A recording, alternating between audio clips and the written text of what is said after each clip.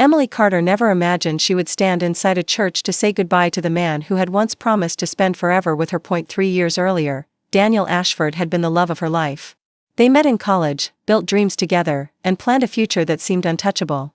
Daniel came from one of the wealthiest families in Boston, the Ashfords, a name associated with power, prestige, and old money. Emily, however, came from an ordinary middle-class family. To Daniel, that never mattered. To his family, it mattered more than anything. The Ashfords never accepted Emily. His mother constantly reminded Daniel that she wasn't good enough.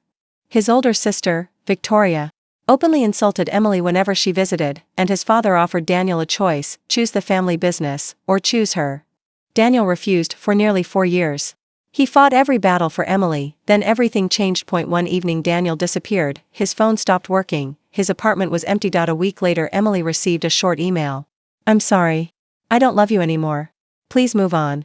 No explanation. No goodbye, just those words. Emily's heart shattered. She cried for months. She blamed herself. Eventually she accepted that perhaps love simply wasn't enough. 3 years passed. Emily rebuilt her life. She became a successful attorney, helping victims of financial fraud. She never dated again. Daniel became nothing more than a painful memory until one rainy Tuesday morning. A black envelope arrived at her office. Inside was a funeral invitation. Daniel Ashford, age 34. Gone. Emily stared at the paper for several minutes. She had no intention of attending, but tucked inside the envelope was another note, written in handwriting. She instantly recognized Daniel's handwriting. "If you're reading this, please come. No matter what happens, don't leave before Father Thomas reads my final letter." Emily's hands trembled. After 3 years, questions finally had a chance to be answered. The church overflowed with politicians, CEOs, and members of Boston's elite. Emily quietly walked inside wearing a simple black dress. The moment Victoria saw her, her face twisted with rage. "You actually came?" The entire room turned toward Emily. Daniel's mother stood up. "You destroyed my son." Victoria pointed directly at Emily. "You broke him. He spent years miserable because of you. You shouldn't even be here." Whispers spread through the church. People stared, some shook their heads, others quietly judged the woman standing alone. Emily wanted to leave, she almost did, then Father Thomas gently stepped forward. He looked directly at her. "No." Daniel specifically requested that Emily Carter remain until the end. Silence filled the church. The priest opened a sealed envelope. "My friends, these are Daniel Ashford's final written words." The room became completely silent. Father Thomas began reading. "If Emily is here, thank you." Emily felt tears filling her eyes. "Everyone believes I abandoned the woman I loved. The truth is, I never stopped loving her." Gasps echoed across the church. Victoria's confident expression disappeared. The letter continued. 3 years ago my father discovered he was dying. He threatened to cut Emily's family off financially. He owned the company where her father worked. He promised to destroy every opportunity her family had unless I left her forever. Emily froze. She had never known. Daniel explained everything. His father had bribed lawyers, threatened Emily's father's employer, paid investigators to watch her family, even arranged false legal accusations against Emily's younger brother if Daniel refused. Daniel had only one choice: sacrifice himself, or watch everyone Emily loved lose everything. So he wrote the cruel email, not because he stopped loving her, because he loved her enough to become the villain. The church sat in complete silence. Even Daniel's mother lowered her head. Then Father Thomas continued reading. "Father died believing he won. But before I signed anything, I secretly changed everything."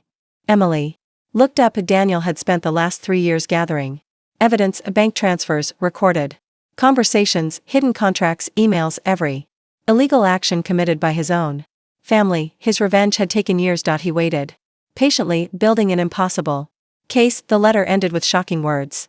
"When Father Thomas finishes reading this letter, my attorney will already be standing outside. Every piece of evidence has been submitted. Every account frozen. Every illegal asset reported. Every secret exposed. The Ashford empire ends today." The church doors suddenly opened. Several federal investigators entered. Behind them walked Daniel's lawyer. Victoria's face turned white. Daniel's mother nearly collapsed. Detectives approached the Ashford family. "Victoria Ashford, we have warrants for financial fraud, conspiracy, bribery, witness intimidation, and tax evasion." Handcuffs.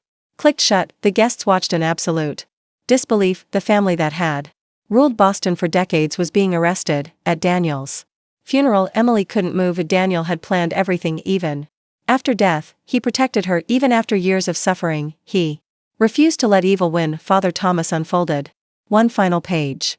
This last part is only for Emily. He smiled sadly before reading. Emily, if life had been fair, I would have married you. Instead, I chose to protect you. Please don't spend another day hating yourself. You were always the best part of my life. Live happily. That will be my revenge against everyone who tried to destroy us. Emily broke into tears. For 3 years she had believed she wasn't enough. Now she finally knew she had been loved until Daniel's very last breath. Months later, every Ashford executive involved in the conspiracy was convicted. The family's fortune was seized. Their luxurious mansions were auctioned. Their reputation disappeared forever. Emily used part of the compensation awarded through the investigation to establish the Daniel Ashford Foundation, providing legal assistance to families targeted by wealthy and corrupt individuals. Thousands of innocent people found justice because one man refused to let betrayal have the final word. Daniel never lived to see revenge, but he designed it so perfectly that the truth destroyed everyone who had destroyed him. Sometimes the deepest betrayal isn't the lie you hear, it's the truth someone is forced to hide to protect the person they love. The Ashfords believed wealth could bury their crimes forever. Instead, the son they tried to control became the architect of their downfall, and in the end, the loudest voice in the church wasn't spoken by the living. It came from a letter written by a man who made sure that even death couldn't stop justice, because real revenge isn't driven by hatred, it's achieved when the truth finally stands where lies once ruled.